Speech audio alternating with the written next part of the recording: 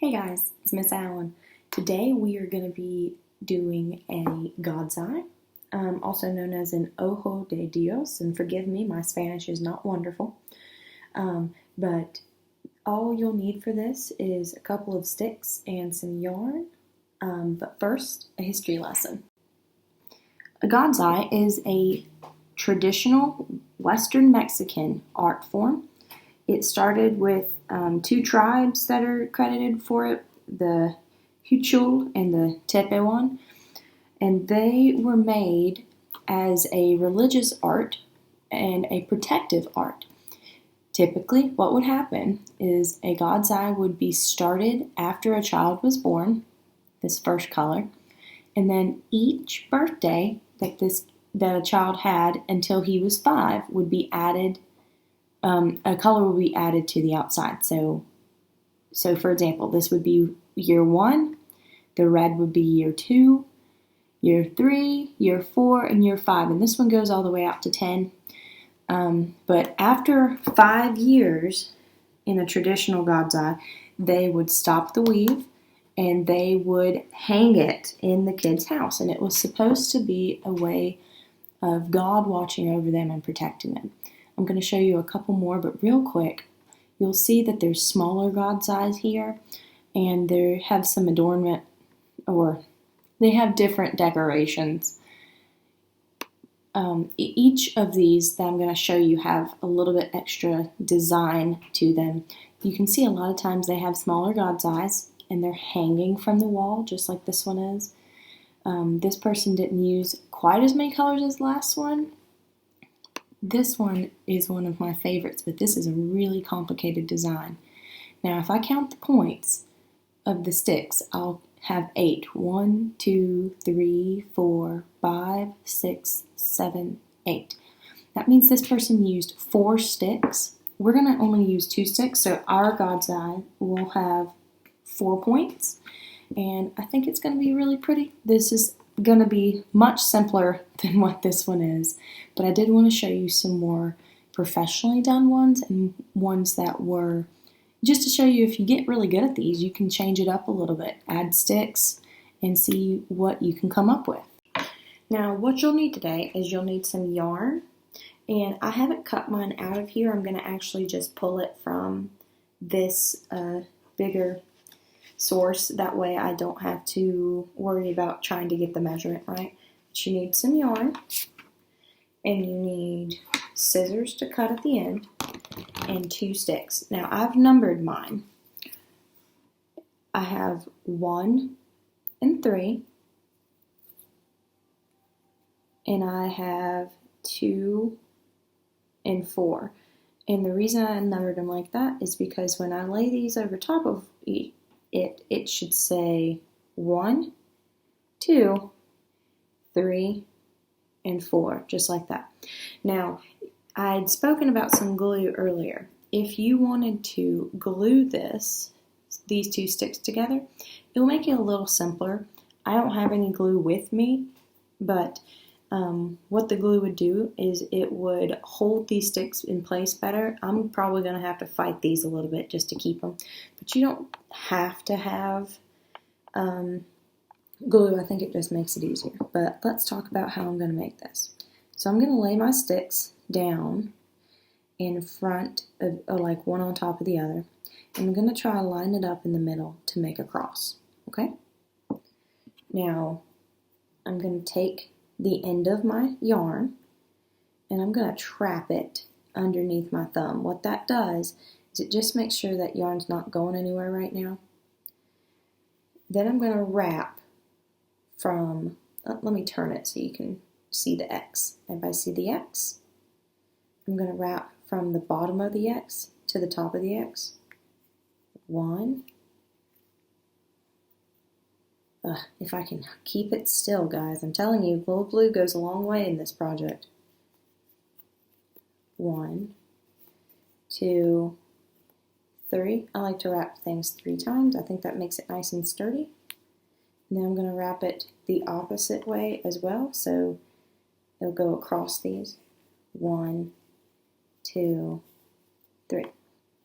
So now my string is hanging down. I have this pretty X in the middle of my sticks, and I'm going to talk about how you weave. Now, there's a pattern to this, and I haven't taught it this way before to my students in class, but I've seen a lot of people teach it this way, and I think it's going to be easier. We're going to actually be looking at the back side of our weaving. So on that first one I did, this is what you're going to see. And then when we get done, we'll flip it over and we'll have our God's eye the right direction. I'm doing the back side because you don't want to see these numbers on the front of your art. But what I'll do, and it's a pattern, okay?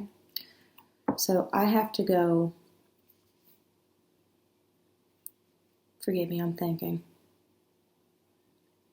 I started under the number 1, I'm going over top of number 1, and then I'm going to 2. I'm going to go under 2, over top 2. I'm going to go to 3, under 3, over the top of 3, under 4, over the top of 4, and I'm using my other hand, and you can see I'm holding it with the hand I'm weaving with, but I'm using my other hand kind of just as a guide, making sure that I can turn the stick.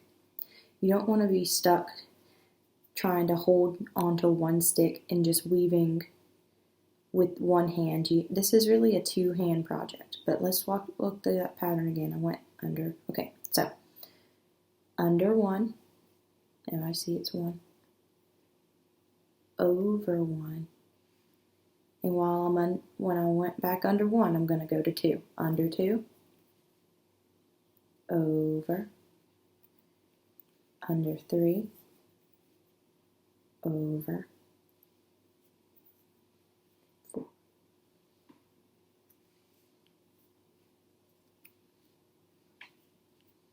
And I don't know how well you can actually see what I'm doing, but I'm going to just keep weaving. Now, when I'm doing this right, you'll see that the strings start lining up along the stick. You want to try to make sure that your string stays nice and neat. If it doesn't, it's not a huge deal, but the neater you can make this, the flatter the God's eye will be and the more effective it'll be. But I'm going to keep this going and see if I can't get all the way to the end. Here we go.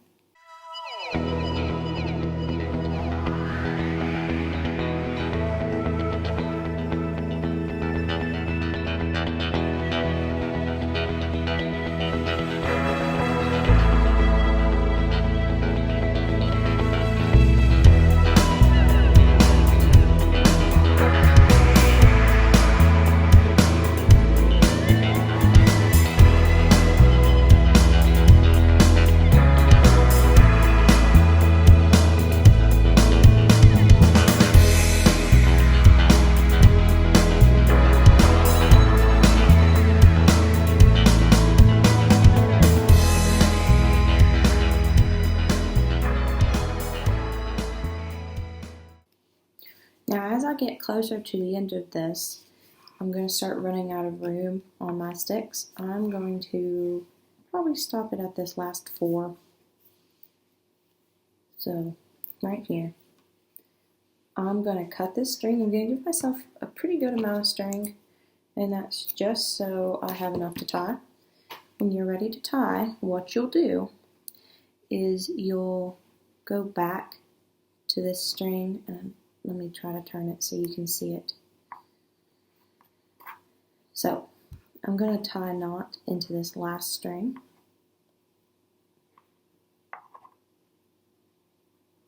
And you can double knot it if you want to. But tie it here, and then I might do it one more time, just so I know that knot's not going anywhere. You want to pull it nice and tight.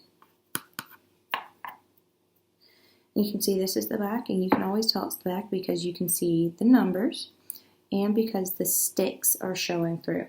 Now on the front, we'll have a nice diamond with all these lovely lines. And you can see I got a little wonky in different spots, but not too bad.